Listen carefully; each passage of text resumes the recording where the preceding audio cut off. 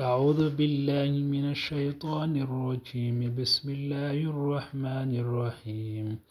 والنجم إذا هوى ما ضل صاحبكم وما غوى وما ينطق عن الهوى إن هو إلا وحي يوحى علمه شديد القوى ذو مرة فاستوى وهو بالأفق الأعلى ثم دنا فتدلى فكان قاب قوسين أو أدنى فأوحى إلى عبده ما أوحى ما كذب الفؤاد ما رأى أفتمارونه على ما يرى ولقد رآه نزلة أخرى عند سدرة المنتهى عندها جنة المأوى إذ يغشى السدرة ما يغشى ما زاغ البصر وما طغى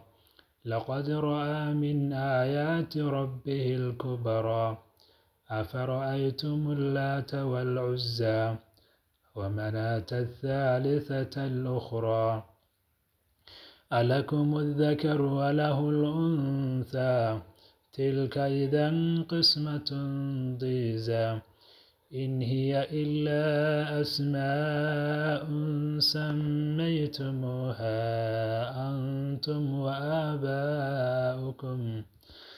وآباؤكم ما أنزل الله بها من سلطان إن يتبعون إلا الظن وإن الظن لا يغني من الحق شيئا.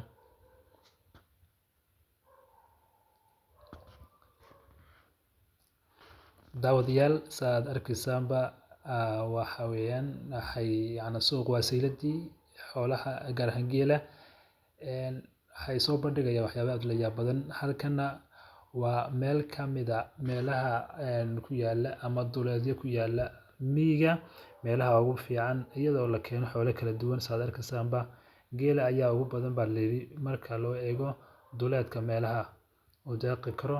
sidoo kale waxaa ka jira duleedka miyiga geedo noocan oo kale ah taasoo lagu hoos ilaaliyo xoolaha si ay u daaqaan isla markaana ay ugu nastaan cidda ilaalinaysa iyo weliba xoolaha laftoodu. mar walbana waxay isku dayaan xoolo dhaqatadu inay isku helaan hadh iyo weliba meel doog leh si ay ugu nastaan iyaguna xooluhuna ay ka helaan isla markaana ay ku dhargaan. si kastaba